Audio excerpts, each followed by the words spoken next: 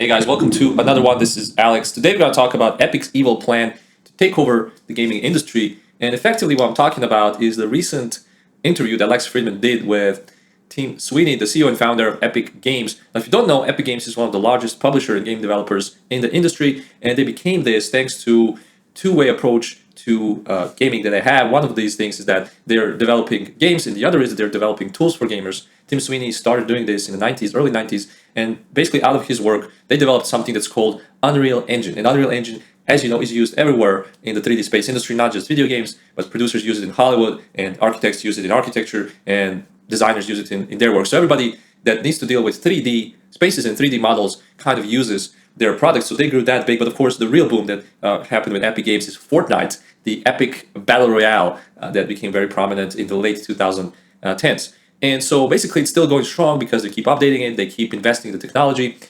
And the business model of Fortnite is actually something that in a lot of ways changed the gaming industry because Fortnite is free to play. And as Tim Sweeney explains in this video, we will see how they use this model to attract a great number of people and then charge heavy on those whales who are buying skins and who are buying different things, not just skins, but different kind of cosmetic items that don't really affect gameplay, yet still make millions and billions of dollars to the company. So it's not that we didn't know this before, we kind of did, but Tim Sweeney really went deep into it in this video, so in this interview with Lex Friedman, so this is what we're gonna pack. Now for the first 2 hours, it's a very long interview by the way, it's almost 4 hours, or a little over 4 hours, and for the most part it's very boring. For the most part they actually just talk about the technology and the technical aspects and the history of Epic, so in some way it's interesting, but if you're not a nerd, it's not that interesting. It's about 2 hour, 30-minute mark when they actually start talking about the future of gaming. And actually, Tim Sweeney takes us back. He talks about why he thinks that the modern gaming sucks compared to the past. And basically, what he gives us is this theory that Yanis Varoufakis also has about the modern state of economy, the modern capitalism,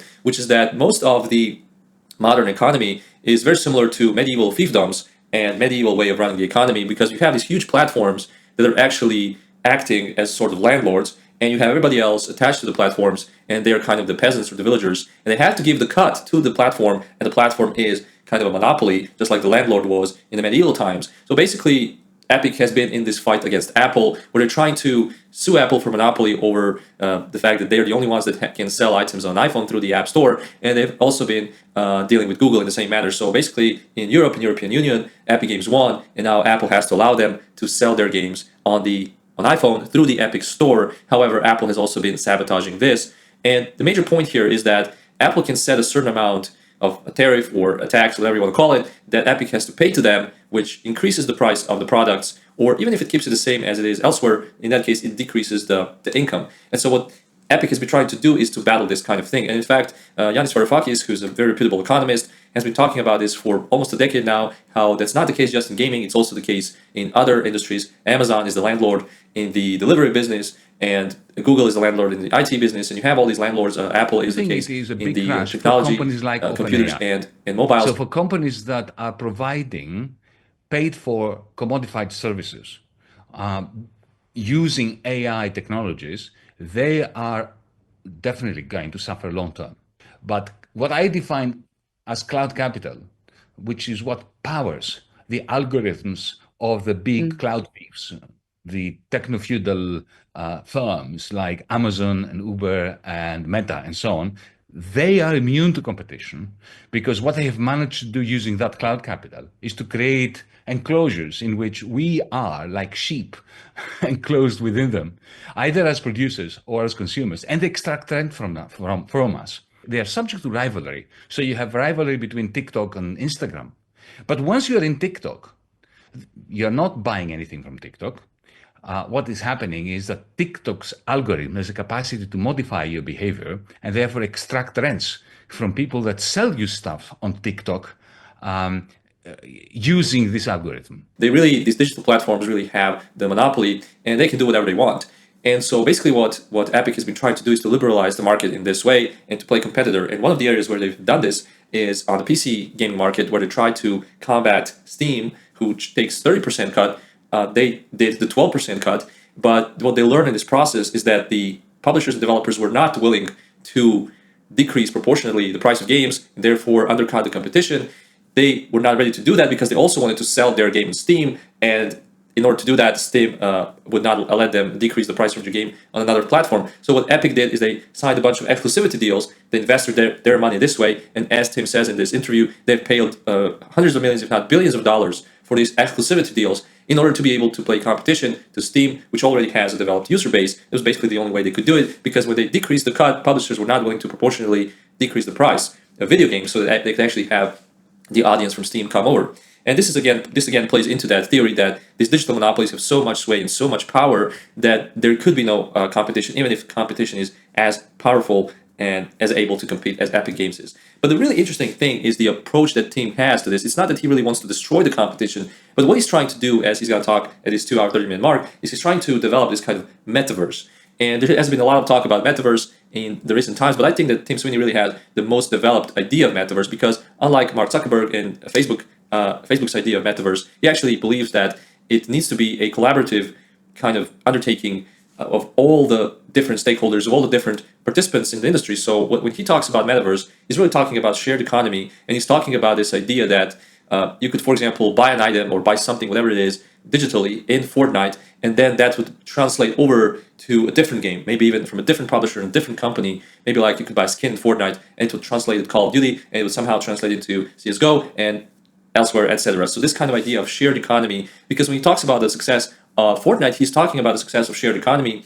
And basically, my problem with this way of viewing video games and viewing entertainment in general and culture in general is that it's really dependent upon engagement, extended and prolonged engagement of the audience. So he actually talks about how certain time that you spend in Fortnite playing certain game modes reflects in how you spend money. Obviously, the more time you spend playing the game, the more money you will spend buying items. But it also depends on the game mode. So for example, they had the only up game mode, as he mentioned in the interview, that did not make a lot of money because it was kind of a solo gaming experience where you would be just you and your character climbing upwards. So why would people buy skins where nobody else gets to see them? So that's why the accent is really put on this kind of shared experience, on the multiplayer experience, because it drives sales and it makes people buy skins.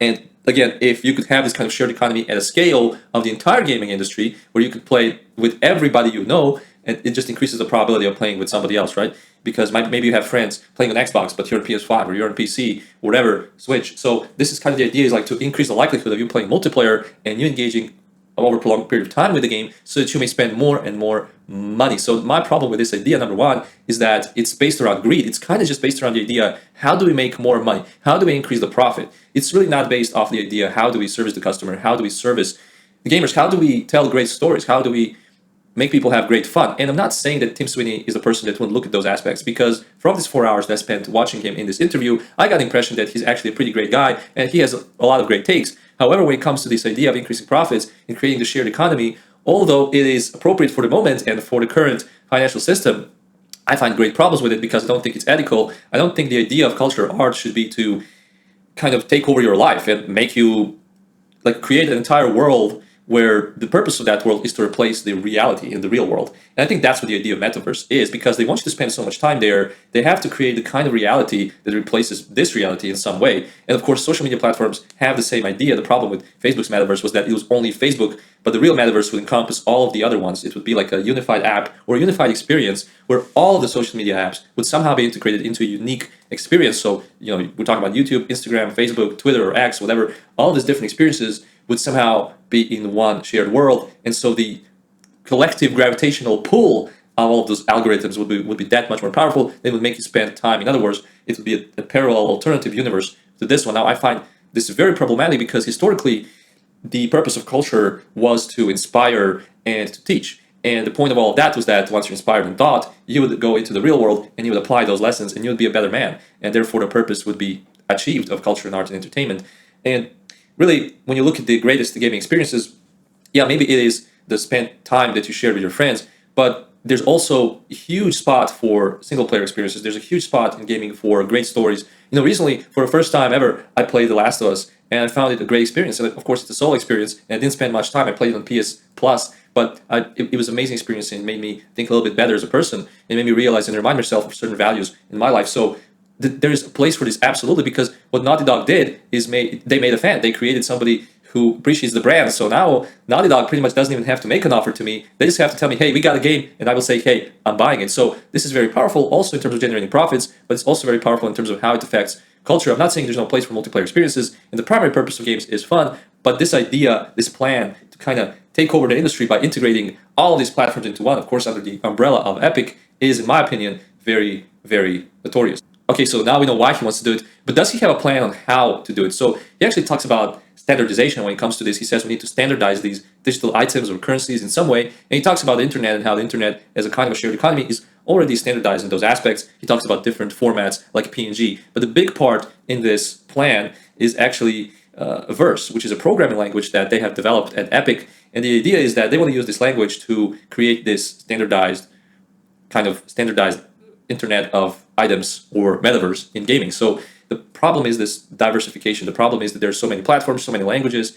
How do you create a software that kind of integrates all of that, but at the same time is able to be updated in the live service model in terms of keeping the things that you want to keep and dealing away with things you want to deal away with, and then adding new things in a live service environment, meaning frequently, meaning very, very often and very efficiently, and being able to deal with bugs and stuff like that very efficiently. So this is how he wants to do it, and they're working on that. And I think partially it might be successful, but I think in general, the industry really belongs to those who satisfy the players and who create fun experiences. So again, if your only reason for doing something is to increase the profits, then a lot of times you will sacrifice those aspects that are most important to gamers. And that's why I think that Epic's plan will not succeed, or at least not to the extent that it's concerned with increasing profits and prolonging engagement, spending time in games. A big proof of this is the failure of Ubisoft. Ubisoft has tried to do this with Assassin's Creed, which is a multi-billion-dollar brand. It's a great IP, but they basically ruined it in recent experiences, especially with AC Shadows. And they're trying to create this metaverse. They're trying to create this shared experience across all the different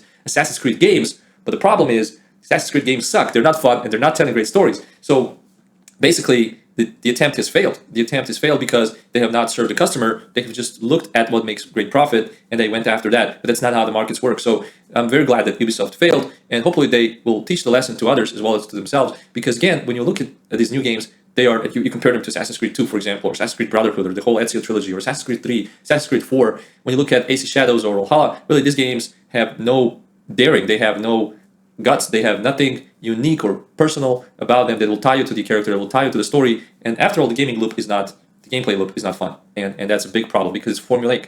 And we're going to dedicate a whole video talking about the incredible tragedy and failure of Assassin's Creed, because me personally, I've been a fan for a lot of years now. But that is the gist of it. That is the plan that Epic has. Take over the gaming industry. This is why I think it'll fail, guys. If you want to join us on this channel, make sure to like, share, and subscribe. And until next time, cheers.